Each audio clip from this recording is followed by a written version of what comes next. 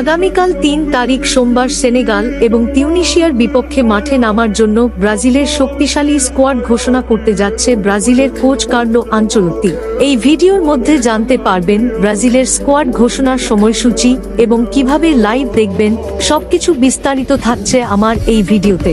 Football বিশ্বকাপের ইতিহাস ৯৫ বছরের পুরনো। এখন পর্যন্ত ২২টি টুর্নামেন্ট অনুষ্ঠিত হয়েছে, ৮টি দেশ চ্যাম্পিয়ন হয়েছে। বিদেশি কোচ থাকালীন কোনো দেশ কখনো বিশ্বকাপ জিততে পারেনি। ব্রাজিলের কোচ হিসেবে কার্লো আনচেলোত্তি কি এই কঠিন ধারা ভাঙতে প্রস্তুত? ইতালীয় নিজেই শুনুন, সবকিছুরই একটা প্রথমবার আছে।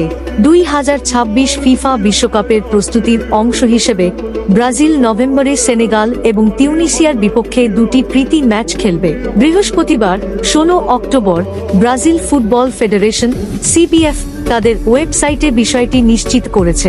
১৫ নভেম্বর এমিরেটস স্টেডিয়ামে ব্রাজিল সেনেগালের মুখোমুখি হবে। তিউনিসিয়ার বিপক্ষে ম্যাচটি ১৮ নভেম্বর ফ্রান্সের লিলে অনুষ্ঠিত হবে। এই ম্যাচ দুটি সামনে রেখে ব্রাজিলের কোচ কার্লো